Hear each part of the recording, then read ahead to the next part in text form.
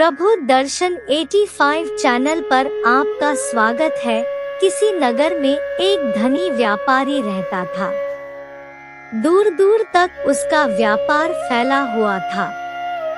नगर के सभी लोग उस व्यापारी का सम्मान करते थे। इतना सब कुछ संपन्न होने के बाद भी वह व्यापारी बहुत दुखी था, क्योंकि उसका कोई पुत्र नहीं था, जिस कारण अपने मृत्यु के पश्चात व्यापार के उत्तराधिकारी की चिंता उसे हमेशा सताती रहती थी। पुत्र प्राप्ति की इच्छा से व्यापारी प्रत्येक सोमवार भगवान शिव की व्रत पूजा किया करता था और शाम के समय शिव मंदिर में जाकर शिवजी के सामने घी का दीपक जलाया करता था। उसकी भक्ति देखकर माँ पार्वती प्रसन्न हो गई और भगवान शिव से उस व्यापारी की मनोकामना पूर्ण करने का निवेदन किया। भगवान शिव बोले, इस संसार में सबको उसके कर्म के अनुसार फल की प्राप्ति होती है। जो प्राणी जैसा कर्म करते हैं, उन्हें वैसा ही फल प्राप्त होता है। शिवजी द्वारा समझाने के बावजूद माँ पार्वती नहीं मानी और उस व्यापारी की मनोकामना पूर्ति हेतु वे शिवजी से बार बार अनुरोध करती रही। अंततः माता के आग्रह को देखकर भगवान भोलेनाथ को उस व्यापारी को पुत्र प्राप्ति का वरदान देना पड़ा।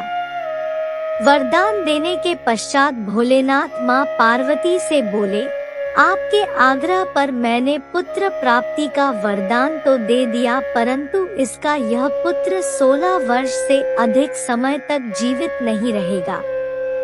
उसी रात भगवान शिव उस व्यापारी के स्वप्न में आए और उसे पुत्र प्राप्ति का वरदान दिया और उसके पुत्र के 16 वर्ष तक जीवित रहने की भी बात बताई।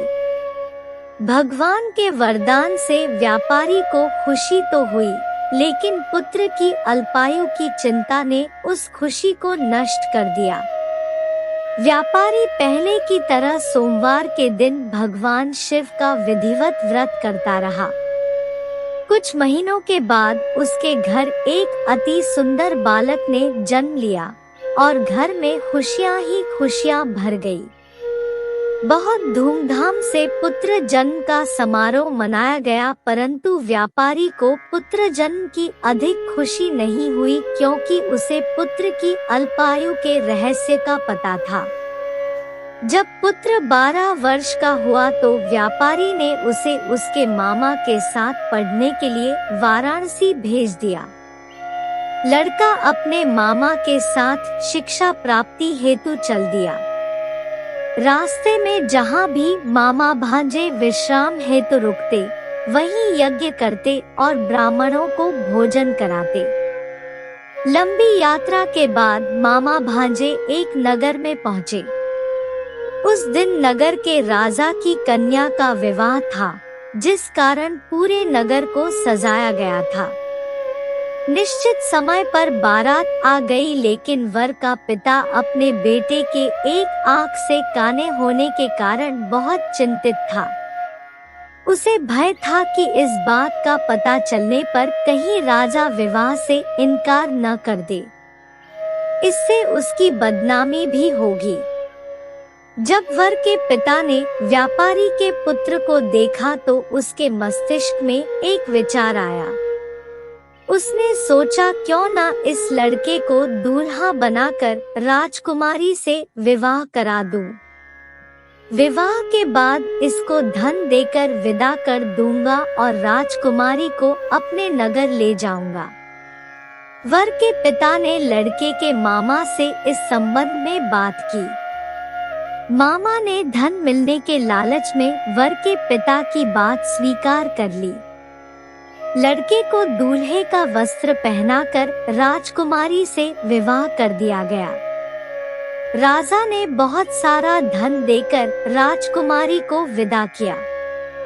शादी के बाद लड़का जब राजकुमारी से साथ लौट रहा था तो वह सच नहीं छिपा सका और उसने राजकुमारी के ओढ़नी पर लिख दिया, राजकुमारी, तुम्हारा विवाह मेरे साथ हुआ था, मैं तो वाराणसी पढ़ने के लिए जा रहा हूँ और अब तुम्हें जिस नवयुवक की पत्नी बनना पड़ेगा वह कान्हा है।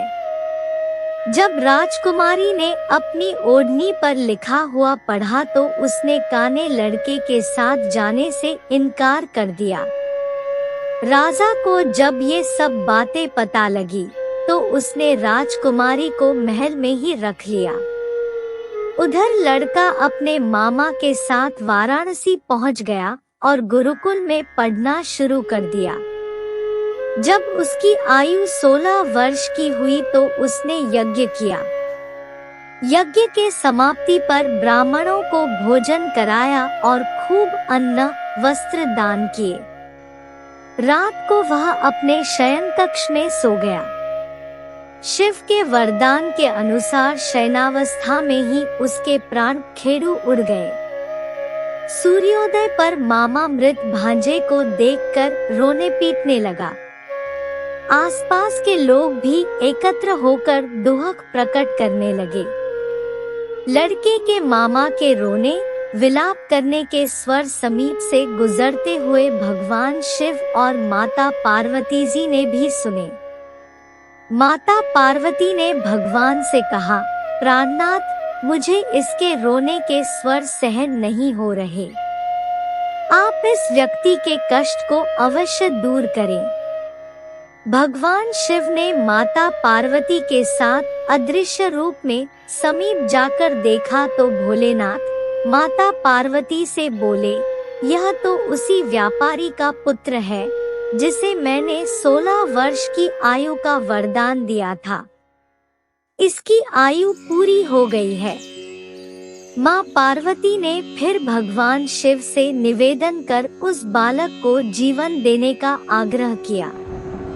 माता पार्वती के आग्रह पर भगवान शिव ने उस लड़के को जीवित होने का वरदान दिया और कुछ ही पल में वह जीवित होकर उठ बैठा। शिक्षा समाप्त करके लड़का मामा के साथ अपने नगर की ओर चल दिया।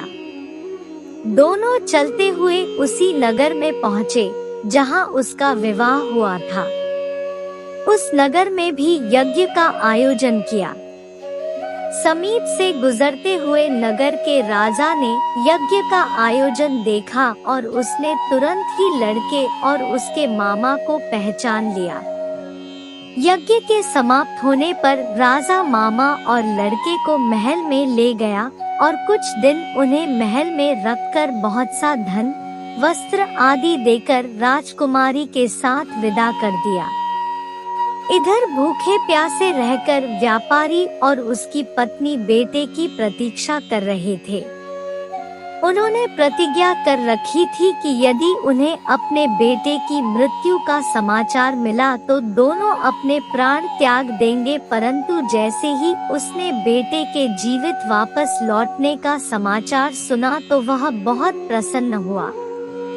वह अपनी पत्नी और मित्रों के साथ नगर के द्वार पर पहुंचा।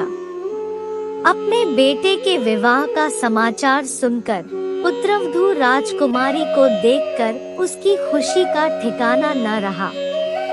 उसी रात भगवान शिव ने व्यापारी के स्वप्न में आकर कहा, हे श्रेष्ठी, मैंने तेरे सोमवार के व्रत करने और व्रत कथा सुनने से प्रसन्न होकर तेरे पुत्र को लंबी आयु प्रदान की है। पुत्र की लंबी आयु जानकर व्यापारी बहुत प्रसन्न हुआ। शिव भक्त होने तथा सोमवार का व्रत करने से व्यापारी की सभी मनोकामनाएं पूर्ण हुई। इसी प्रकार जो भक्त सोमवार का विधिवत व्रत करते हैं और व्रत कथा सुनते हैं, उनकी सभी इच्छाएं पूरी होती है। वीडियो कैसी लगी कमेंट करके बताएं। हमारे चैनल को सब्सक्राइब करें। धन्यवाद।